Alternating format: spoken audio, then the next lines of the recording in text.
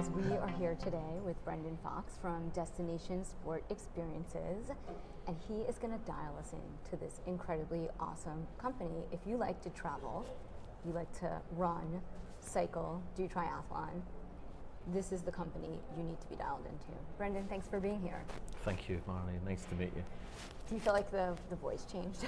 Yeah. This is my podcast voice. I took it down like 10 notches. So tell me about Destination Sport Experiences and where it began and when you got involved. Yeah, so Destination Sport Experiences started middle of 2021. Okay. And we're actually part of a larger travel group, which is Portman Travel Group. And as part of that, we have Destination Sport Group. And Destination Sport Group covers a multitude of different sports. Soccer, rugby, cricket. We take people to watch Formula One. Right. But I came on board middle of 21 with a team who'd been at another sports travel company, and we've set up a division called Destination Sport Experiences, focused on the marathon market, cycling market, triathlon market. Right. We started trading back into 21, and then middle of 22 we came together with Marathon Tours and Travel, the world leading marathon company based in Boston, Massachusetts, that had been founded by Tom Gilligan back in 1979. So as we sit here today at the New York Marathon, it's 45 editions of the New York Marathon that Marathon Tours and Travel have been involved in. Wow, so that's a long time. Absolutely. You started with the New York City Marathon, or were there other races? No, Tom's first trip was to New York, so he had a coach that he took from Boston. Okay. He didn't drive the coach, but took the coach all the way down to New York, did the marathon. All of the group finished the marathon, but one person ended up in hospital afterwards. But the coach had to leave. Okay. So Tom actually went to the hospital, took the guy out of the hospital, stuck him on the coach, because otherwise they're left without him. Oh my gosh. So, and then from there, the business evolved in doing more marathons. So we got involved in the London Marathon, and then started taking people to other marathons throughout North America and Europe. Right. And then Tom founded the Antarctica Marathon. Okay. I don't know it. So basically we own and deliver the Antarctica Marathon every year. So take people down, they go on shore just for the duration of the marathon itself. Okay. There's a time limit for it, and we have a no, you can't leave anything behind you when you go on shore. I'm sure. You have to be very careful and respectful of the environment there. But through doing that event, we've given people the opportunity to actually run all 7 continents. Right. So which is major. Exactly. So we have a loyalty club that's called the 7 Continents Club. And you don't have to run all 7 to be part of it, but if you are part of it, then you do have that opportunity to run all 7, which is great. That's really cool. I love that. I look at running and cycling and triathlon, but really running and cycling, as ways to explore new places, which is always, you're not even thinking about the running or the cycling, it's more about the exploring. So that's what I think is super cool about your company. And it's almost like it's just focused on, because there's, like if you want to do a trip where you're going to somewhere really fabulous, like doing a famous bike course or things like that. I mean, people, how does it work? How does your company work in terms of people signing up? Yeah, that's right. So basically what we try and do, we try and give them more than just the running experience or the cycling experience itself. Right. So if you look at, say, Antarctica, for example, we try and time running the marathon early in the trip. Right. Such that you're then able to experience more of what happens down there. And the marathon generally takes place at March.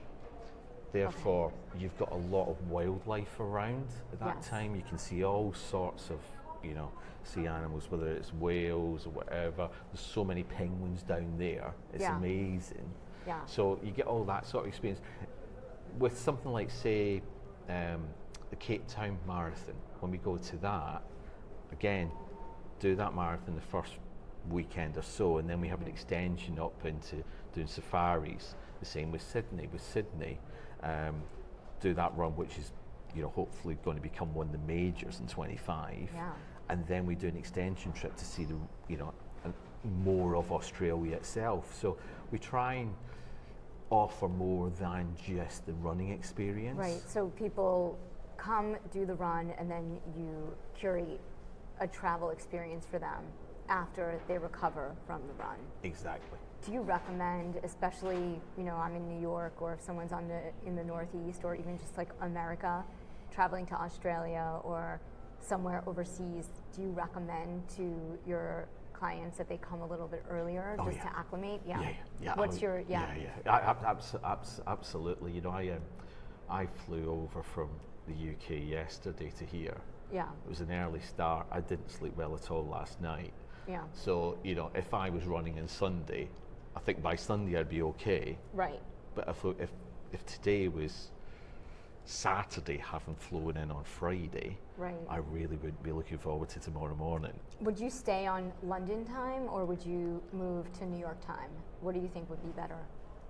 I think sometimes it's better to stay on your home time. Yeah. But that depends upon how long you're going to go for afterwards. Right. Yeah. So, but that you can always have that best intention, and then you get carried away, because when you're in a city like New York, right, you don't really want to go to bed at 6 o'clock in the evening to stay on UK time. You want to be out exploring the sites and seeing what's going on. Right. Because every city that we go to, or every destination that we go to, it's got its own culture. You go to Tokyo, Tokyo is amazing. Yeah. And the last thing you want to do is just sort of be sticking around the hotel waiting for the race. I want to go out and explore and do everything. No, I know. I think about that whenever I do like destination travel for events and races, like how far in advance I want to get there, if I want to do course recon, things like that, and also like acclimate to the time zone. So like I'm doing the Paris Marathon in April. I mean, nobody has to twist my arm to go early or stay later, but I do think that I will probably, I was thinking I might stay on New York time until after the race, just so because I like running later. So for me, I don't know, I have to figure it out and do the math, but how did you get into the travel business, like personally? Yeah. Oh. Do you love traveling? Yeah, I do actually. It actually goes back a long time, and about 30 years ago, and I was in the golf industry. Okay. And golf, yeah. I'm like golf. Yeah, so I was in the golf industry, and I was actually out in a Spanish island called Tenerife, off the northwest coast of Africa. Nice. And I came back to the UK and was in my old job, and I needed a new challenge at that point, and an opportunity came up at a UK travel company, a mainstream travel company called Air Tours, and I got into it that way, and then worked for TUI, then worked for My Travel, then worked for another sports travel business. So I've got best part of 30 years of sort of been in the travel industry, and it's just fascinating because you're always learning something new. Yeah, you really are, all the time, and because things change, and it opens your mind so much because you've got so many dynamics, and you've got geopolitical issues affecting events. Yes. So you with everything that's happening in the Middle East at the moment. Yeah, there's extra security. Exactly. Yeah. And we've seen it over the years with stuff, when the Boston bomb happened. Yeah. What the impact that had. We have a trip planned at the moment for the Jerusalem Marathon next spring, but big question mark really about that, to be honest. Yeah. And then you have other issues happening. So we've got a trip planned at the moment for the Marrakesh Marathon. Right. But there was the earthquake there in September. So at times there's a bit of you want to go and do the trip to support the local community because travel brings so much money to a lot of destinations, but then at the same time, you don't want to do something which is inappropriate for the local community too. Yeah. But you know, we do feel that we do need to support them as much as we can, because they rely on the income from tourism to, you know, be able to move their economy forward. And it is amazing. You know, I was working during the pandemic with a company that's owned by National Geographic, and they do travel exploration into places only you can get to by boat. And like this kind of tourism really, you know, whether it's going somewhere to do sports or to like explore places you can only get to that are super remote, you know, those kinds of things are so local that they really do help drive the business and like the broader global economy and awareness of indigenous cultures and just really cool stuff that you wouldn't know about. Yeah. It's very amazing. What is your favorite place that you've been to, that you've visited in all of your travel? Vegas. Honestly, I do. I love Vegas. Vegas. What do you do when you go to Vegas? Are you going to shows, restaurants, all of it? So with Vegas, for me, there's a fascination because of the travel industry. Yes. Yeah, because those huge hotels, that there's just so much going on in them. But I'll give you, you know, true story. One of my best memories of Vegas is hiring a bike and taking that bike off the Red Rock Canyon and riding around Red Rock Canyon. It was fantastic, and it's so close to Vegas itself, for the Strip, but yet when you're there, you're so far away. Yeah. It really is brilliant. It's amazing. And so was it a gravel bike, mountain bike, or that was a road bike? Yeah, a few years ago. You know, you only had the choice of road bike and mountain bike. It's not like now you can have whatever you want for gravel, whatever e-bike, day of the week. Yeah. Bike with wings. How did you get into cycling? I know you're an avid cyclist because we were talking about that before we started talking about business and your company. I cycled to school when I was a kid. Yeah. I cycled back, so it wasn't far from home to school, but you know, cycle down in the morning, cycle back at lunchtime, have lunch, go back to school, cycle back. So cycling's always been something that myself and my brother have done over the years. And then when I was in the golf trade out in Tenerife,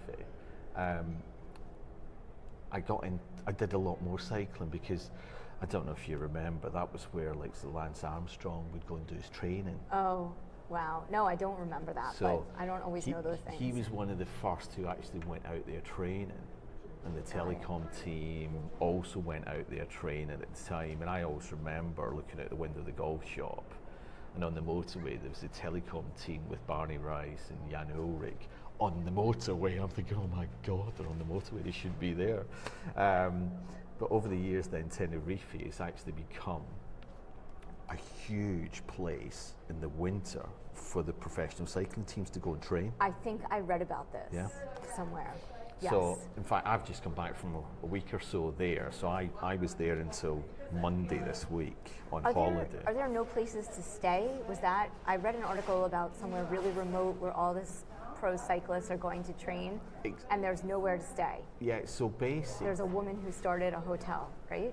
So basically, there's at the top of the mountain, or the top where the roads are, there's Parador, Las Cañadas, and the cycling pro teams like to stay there in the winter because it's at over 2,000 meters. Right. So they get all the benefits of the rarefied oxygen. Right. And then they ride up and down the mountain, so they can do all the training on the sort of roads and the extremes that they would have when they're competing in the Giro d'Italia or the Tour de France in the following summer. Or the Vuelta. Exactly. Yeah. So, you know, they're better off staying up there. In Tenerife itself, around the coastline, there's thousands of hotels and thousands of beds. Okay, but people just want to stay on top of the mountain. The pros want to stay up there. For the altitude and the training. Yeah. So where did you stay? I stayed at a fantastic hotel called Hotel Paradise Park down in Los Cristianos, and I always stay there, and it takes me about 3.5 hours to ride to the top, and about 45 minutes coming down. And as I'm coming down, I'm trying to overtake as many of the higher cars as I possibly can because it's a bit of fun for me. Yeah. I still think I'm 15, but I'm not. Yeah, no, I mean, it's good. That's what I love about cycling. It's like, you don't have a sense of your age until you crash. It's not funny, but I did crash. I did have a small crash, baby crash. But then you're like, shit, I've got to get better, and how long is this going to take? But no, seriously, when you're out on the bike, though, it's just so mentally freeing. Yeah. I love it. So how do you decide which bike you're going to bring on that trip, or did you bring a few bikes? No, I took my Colnago from home, but then I had a problem the first morning with it and couldn't use it. So fortunately, the local bike shop there, Bike Point, I was able to get a bike from Christoph there, which was fantastic. He gave me a lovely Scott Addict, which was very, very fast. And as the week went on, I was just riding that harder and harder on the downhill.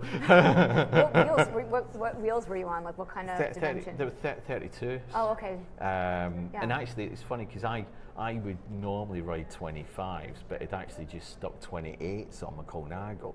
So then I've just gone from 25s to 28s to 32s.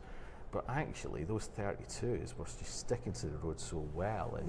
And at no point was that slipping out the back, or I felt I'd overcooked it on one of the hairpins. It was just brilliant. That's amazing. So much fun. So do you organize cycling tours as well? Yeah, so alongside Marathon Tours and Travel, we also have a cycling travel brand called Sportive Breaks. Okay. And Sportive Breaks takes people to either watch the big pro races like the Giro d'Italia, Tour de France, or the Classics, or to participate. So we have entries. In fact, we are the largest travel company for the Etape de Tour, which is a stage of the Tour de France that Joe Public can ride. Okay. So the one in 24 is a stage from Nice. So it's replicating the second last stage of the Tour de France. It's from Nice into the mountains nearby. It's 138 kilometers. You cover over 4,500 meters though in just 138 kilometers. Is there drool coming out? Yes. That sounds amazing. You definitely need to do it, Marnie. That is amazing. Yeah, definitely need to do it. So where do you stay? Because of the nature of the route, we've got people staying in Nice near the start. Okay. And then we also have people staying near the finish. Okay. So it means that if you're staying near Nice or in Nice, after you finish, we have to transport you back to your hotel. Okay. But then if you're staying near the finish, we would transport you from your hotel in the morning of the etape. You then ride to the finish, and then you're nearby your hotel. Got it. So is it a climb? It's a climb, right? Yeah, it's over 4.5. Nice to the mountains. There's about, I think there's about 4 or 5 decent climbs. So this is why it comes to about 4,500 meters, about what, 13,000 foot. Oh, okay. Right. So I got to get into that meters mindset. Yeah. That's great. And so, and you do that one stage. And this year they're not going to be in Paris, the tour. Do you? Yeah. Yeah, you know, so because of all of the disruption caused by the Olympics, relocating to the final stage in Nice. So that stage we're talking about, the etape, it's the mountain stage. So that replicates the one which we on this last Saturday of the 3 weeks of the tour. And then the final day is going to be the time trial. Okay. Which I've not We're talking done about the women's tour or the men's tour? That's the men's tour. Got and it. then for the women's tour, so the Tour de France of Swift. Avec Swift, yes. That's going to starts in Holland, and then its final day is actually a climb of Alpe d'Huez, which is going to be so exciting. That's going to be awesome. Absolutely fantastic. I mean, I've only done that on Zwift, so this Alpe d'Huez. Yeah, and if you see what, this year's Femmes race was so good. Oh, it was absolutely amazing. Yeah. I am determined to go and cover that race interview. There you go. So I want to broadcast from the tour this summer. I also would like to do one of the rides though, like one stage.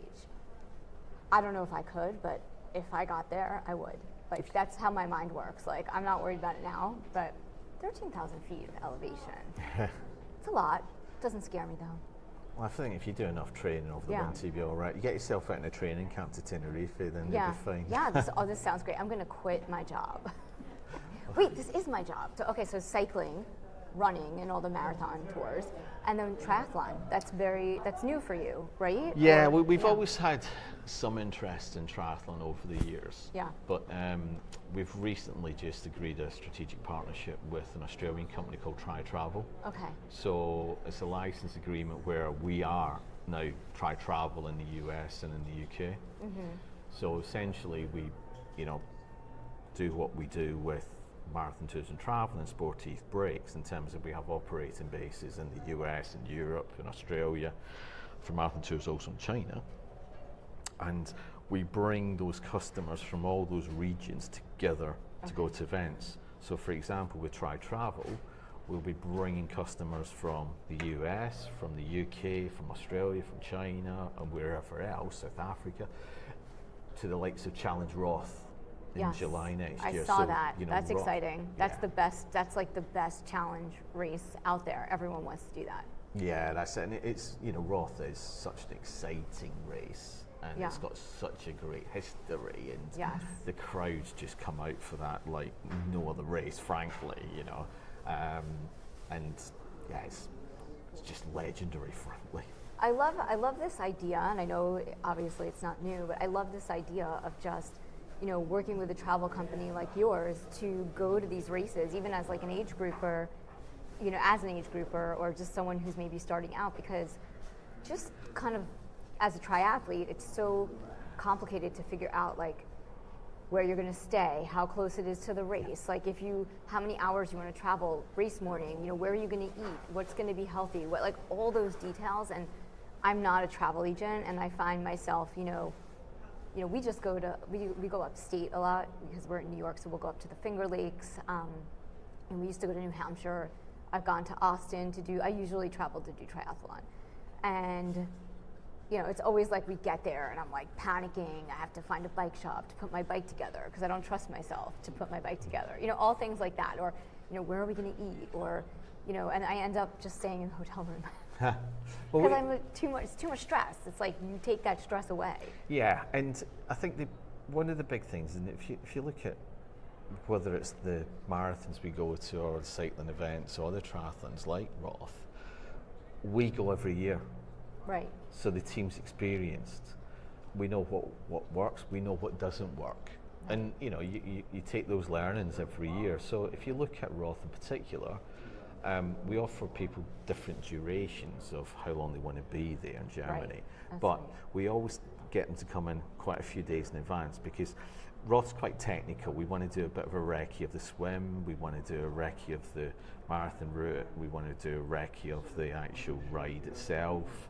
That's great that you do that. Yeah. So you do like race recon too. Yeah, That's we do awesome. that and we do it we explain to the customers, look, this is what you guys must do, and give them lots of advice and all sorts of stuff. And I remember when the first New York marathons I was at, listening to one of our reps tell the customers what to look out for. Right. She said, biggest thing you need to do in New York Marathon is the first couple of miles going over the bridge, keep looking down, because as you start and everybody's throwing the clothes off, and the last thing you want to do is trip over somebody's sweater and you fall and hurt yourself. And it's those little gems that our team can tell people. We've all either ran marathons or ridden cycle races or done triathlon. So all of the team understand what's needed to do that. Right. It's like really great to have that as a resource, that you guys have been there, done it so many times, you know it in and out, and you can guide athletes, even if they've done a couple of races before, like if it's their first time doing this race as a destination. That's awesome. Yeah, and I think, also a lot of it's got to do with, say, even the hotel selection. Yeah. Because, we know if you need to be at the start or need to be at the finish for certain events, what works, what doesn't work. With New York, there's no, New York and say London marathons, there's no point being at the start. Right. Because you're going to have to be bussed out there anyway. So you might as well be near the finish, and then you can just walk back close to where the finish line is and then just go straight for a beer. Yeah. What about Paris? Have you done? Do you guys do anything in Paris? Yeah. So Paris, because Paris is quite a circular route, you just need to be sort of near this sort of start-finish area, such right in the centre of town. Yeah. I feel like the Champs-Élysées is like the center of nightclubs in Paris, though. So I was looking for hotels, and I'm like, oh, that's a little close to like George Sunk. Like, no. Now we've got 2 or 3 hotels that we use in Paris for the marathon weekend, and we're just off the Champs-Élysées. Yeah. Because that is the best place to be that weekend. There's no two ways about it. And you know, one of the other great things about, you know, especially when you've got a marathon taking place in the centre of a big city, you've got so many runners, friends and family. Yeah. So you have these huge marathon groups moving around. It's like here in New York. Paris is, You know, with New York, you've got massive groups of French runners, or you get massive groups of German runners or Italian runners, all this week in the centre of town. You know, they're all queuing up outside restaurants to get out, and at night, and all sorts of stuff. So the place is buzzing. All week. It's just fantastic. Yeah, it's a great. It's like marathon week in New York. It's not just for runners. Exactly. Yeah. And so it's like that in Paris too. Not as much. Okay. A little bit less, because, you know, Paris has got and it's got so many other distractions to Paris. Whereas New York, to me, New York of all the big marathons, has this sort of ability to stretch the partying across like 4 or 5 days. Yeah. I felt like I went to Boston for the first time. I didn't race, but I went to spectate last year, and I loved that it was like a block party. It was like one long block of every single store, and every single brand had events going on. You know, the expo wasn't as great, but like this expo is awesome here in the Javits Center. But in Boston, it was a little bit less, the energy was different, that's all. But it's also Boston, so. Yeah, I think Boston's got its own characteristics, and, you know, I think that the finish is obviously one of the most iconic marathon finishes. And we had an event, so we always have a big group in Boston with us every year, and I remember last year on the Friday night, we had a guest appearance from one of the marathon winners in the 70s, Andy. And he said to the group, if you really want to enjoy Boston Marathon, the best thing to do is run until you get to the end of Boylston Street, and then walk the last 700 meters, soak the atmosphere in. Yeah. Because everybody will be cheering for you, and I thought, you know, it's such a great thing to do. Yeah. It's something most runners would never consider. I know, well, especially if they're doing Boston, they're there to PR. Yeah, like, exactly. But I thought it was a great observation. Yeah, it's beautiful. I mean, you know, as somebody who lives in New York, I've been going up to the Cape and Boston my whole life. So watching the race, especially we watched from Wellesley, it was really fun. It was pouring rain.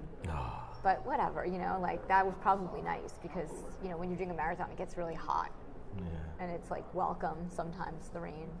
Yeah, although some of the rain that Boston's had in the last few years has been a bit torrential, frankly, hasn't it? Well, I mean, yes, it has been. I haven't been there every year, but even spectating in the rain, it was like crazy. And a lot of people, some people I had on my podcast, some people on the panel last night, that we did an event at Mile High Run Club, we're talking about Berlin also, and they were talking about the water stations, and these are just like, I don't know, these are things I don't really think about, like, I don't know why, because I guess, you know, I do a lot of races in New York, and everything is like highly catered here, and super, like, top-notch, you know, and then you go somewhere else in the world, and it's not the same. It could be this, I mean, it's different everywhere. Yeah, you're right. No, you know, again, this is one of the advantages of if you travel with a travel company that knows what they're doing.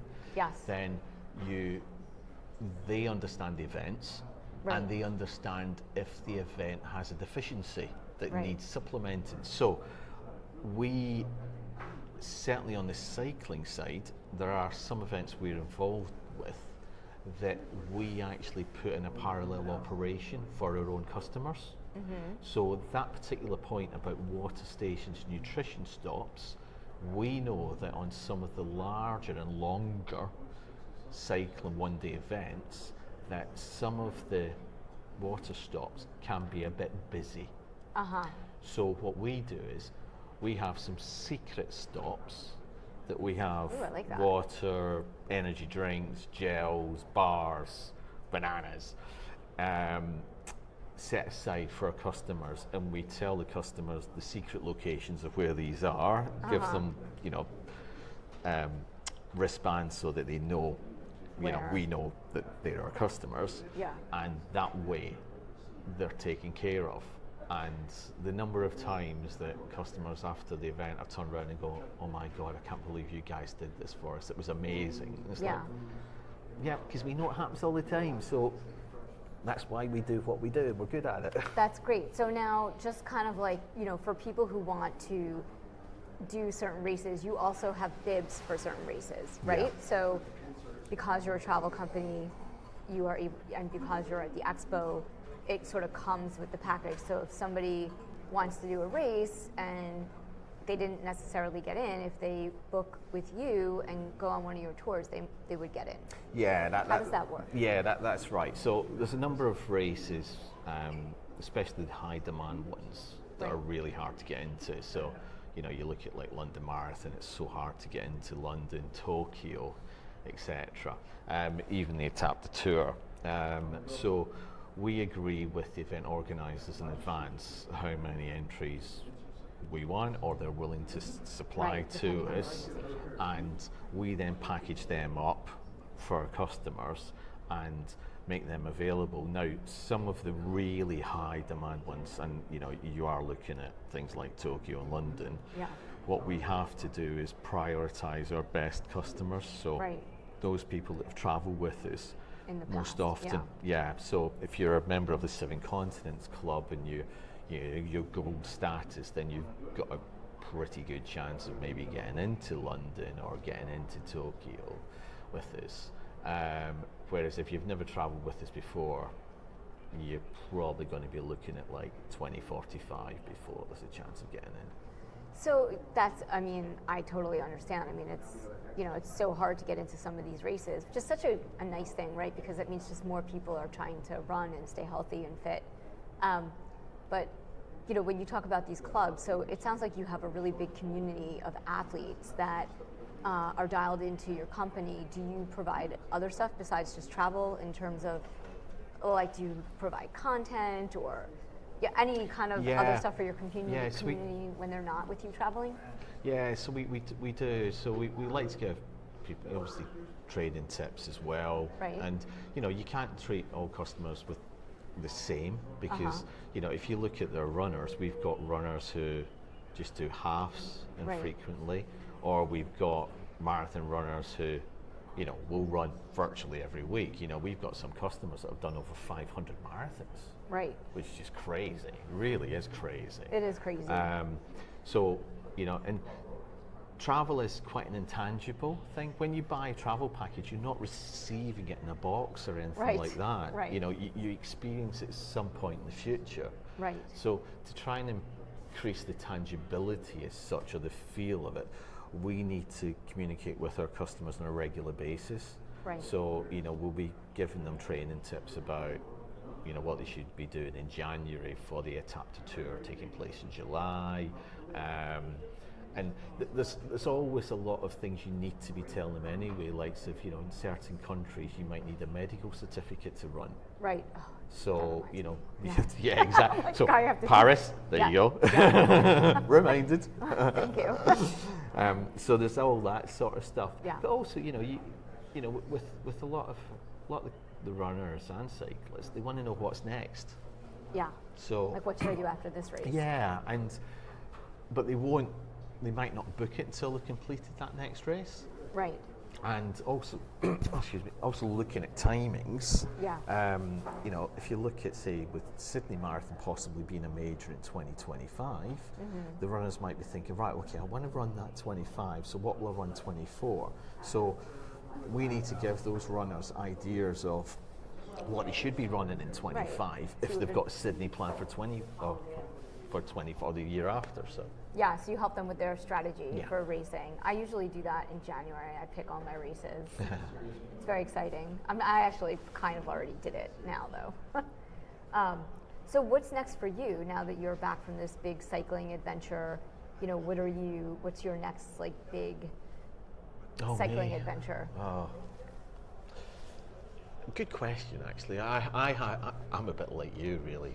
I sort of get through the winter and kind of think, right, what shall I do next? Yeah. But I actually have just got back into mountain biking Okay. in the last 12 months or so, and I did do an event in Wales about 4 or 5 weeks back, and I just loved it. It was great. It was a 5-hour event, absolutely super fun.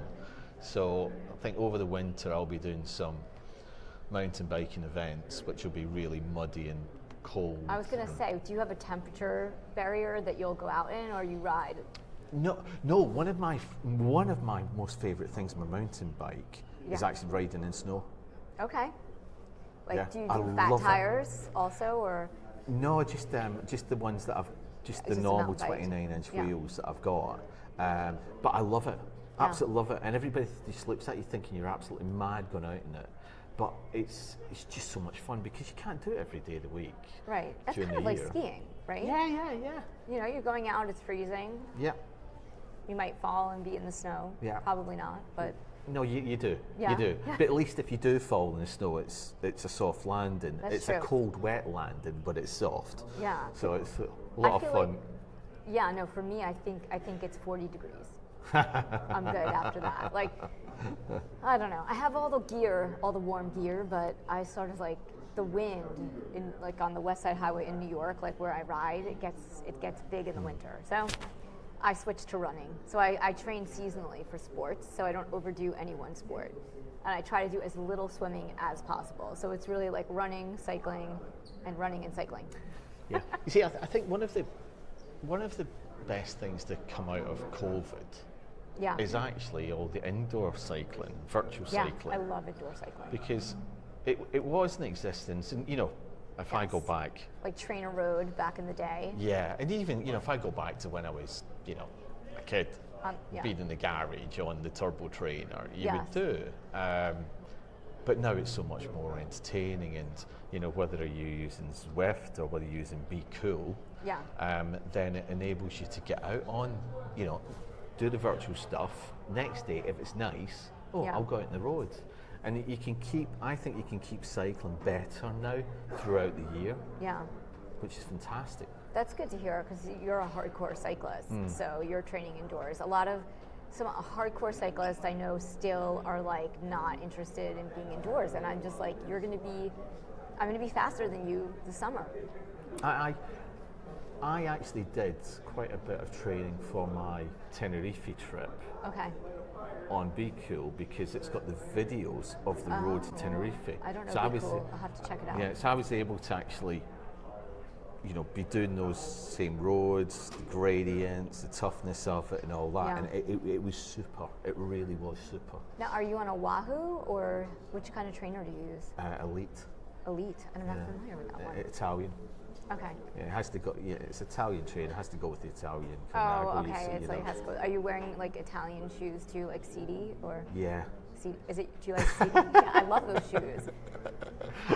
I wish they made my size, like more variety in my size. So now back to business, right, and the evolution of your company. So you started with Tom and the marathon in New York City, and now you're doing everything: triathlon, cycling, running.